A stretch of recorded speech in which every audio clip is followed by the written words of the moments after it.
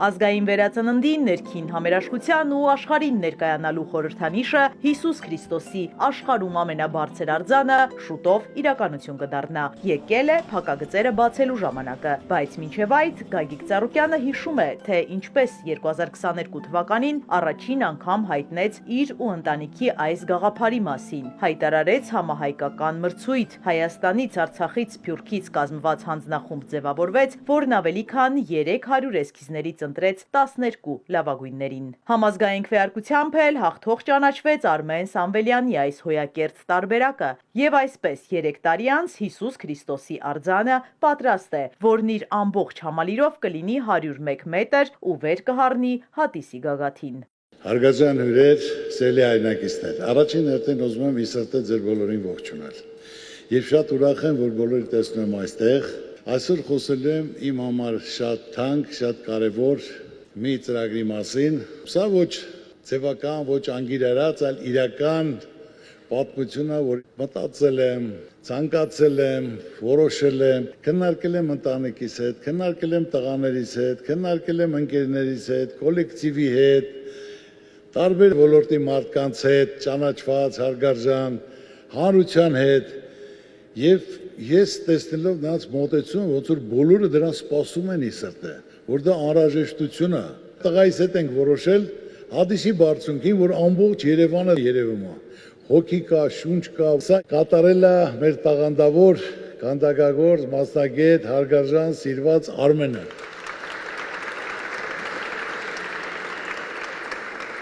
Բայց ամենակարևորը ոչ թե ծանոթ բարեկամով, այլ իր կատարած գործն է, տեսեք։ Ես ուրախ եմ, հպարտ եմ, որ Արմենին ճանաչում եմ, որ նա կարողացավ իրոք հոգի դնել, կազմակերպել, թիմը հավաքել։ Եվ այդ ծրագիրը իրականացրեցինք, արդեն աշխատանքները սկսել են,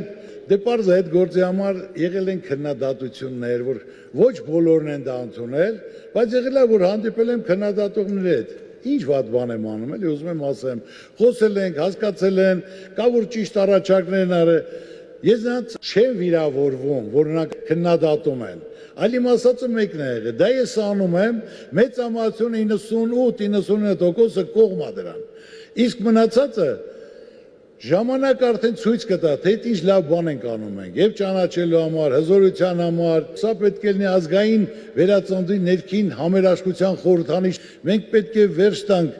ցեխ շպրտելու, իրար վիրավորելու, ով ինչ արի, ով ինչ կարանի, չի կարանի, կարաս արա,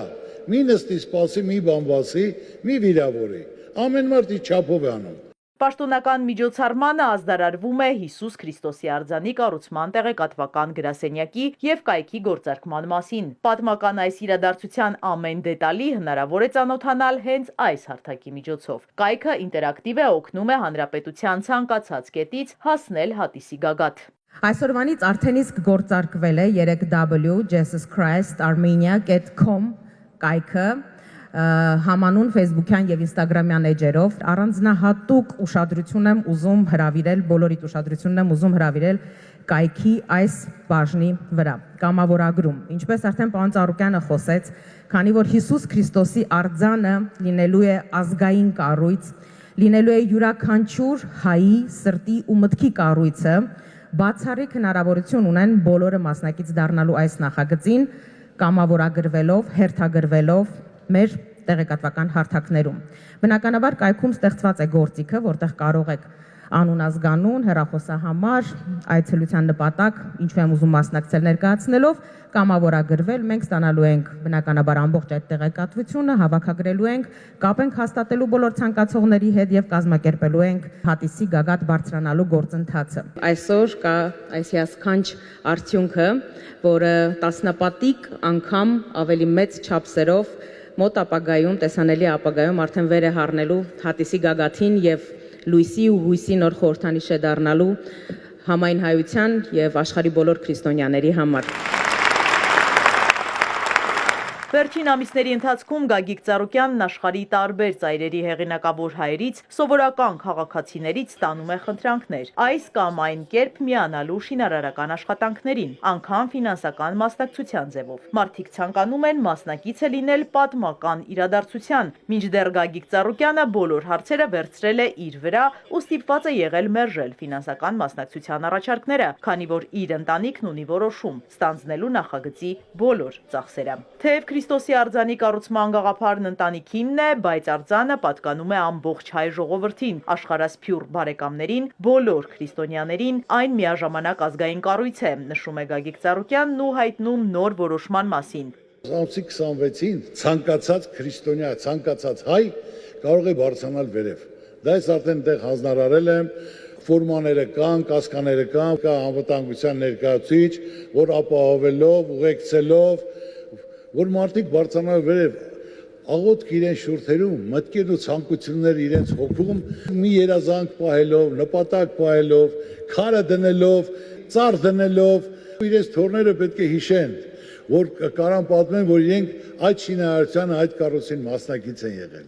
Թող այդ կառույցը պահապան լինի մեր ազգին, մեր ժողովրդին, ավելի մեծ ճանաչում տա, խաղաղություն, երջանկություն, հզորություն, Աստված թող երեսը չթեքի մեզնից, միշտ մեր կողքին լինի, միշտ պահապան լինի մեր ազգին, մեր երկրին, մեր ժողովրդին։ Հիսուսի արձանի խորհուրդը մեզ հիշեցնում է, որ Հայաստան աշխարհի վերածնունդը սկսվում է մարդու սրտից։ Սա միասնության կանչ է, միաբանության ուղերձ եւ հավերժ հույսի խորհրդանիշ։ Թող այս արձանը դառնա լույսի աշտարակ, տեսանելի ոչ միայն մեզ, այլև աշխարհին, որ Հայաստանը կանգնած է հավատքի, խաղաղության եւ համազգային միասնության ճանապարհին։ Պաշտոնական միջոցառումից հետո հյուրերի հետ շփումը շարունակվում է մեկ այլ միջավայրում։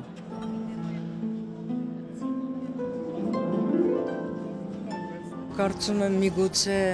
Հիսուսի արձանը լինելով մեր երկրի էներգետիկան փոխվի եւ մարդիկ լինեն ավելի համախմբված,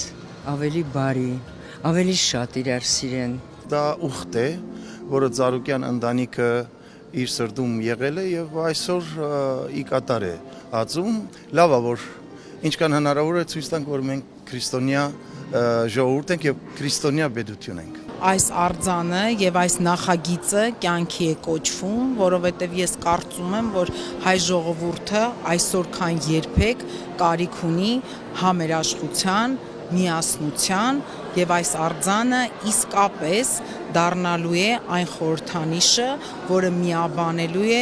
ողջ հայ ժողովրդին։ Ինձ համար սա շատ մեծ իրադարձություն է լինելու, որ իմ երկրում կանգնեցվում է Տիրոջ արձանը եւ մենք գնալու ենք տեսնելու, զմայլվելու եւ մեր զբոսաշրջիկներին ցույց տալու, որ մենք աշխարհում առաջինը քրիստոնեությունը որպես պետական կրոն ընդունած ժողովուրդ ենք եւ ազգ ենք։ Վերջը գիտեք, այդպիսի ժամանակներ ենք ապրում այսօր մենք։ Ես ինքս Աստվածավախ եմ եւ կապում եմ հայ ժողովրդի հետ, հայրենիքի հետ։ Երևի արձանը դրելուց հետո ինչ որ մի բան կփոխվի էլի։ Իզաբելա Հովանեսյան, Ալեքսանդր Կիրոյան, Սիմիկ Մայիլյան, Էպիկենտրոն։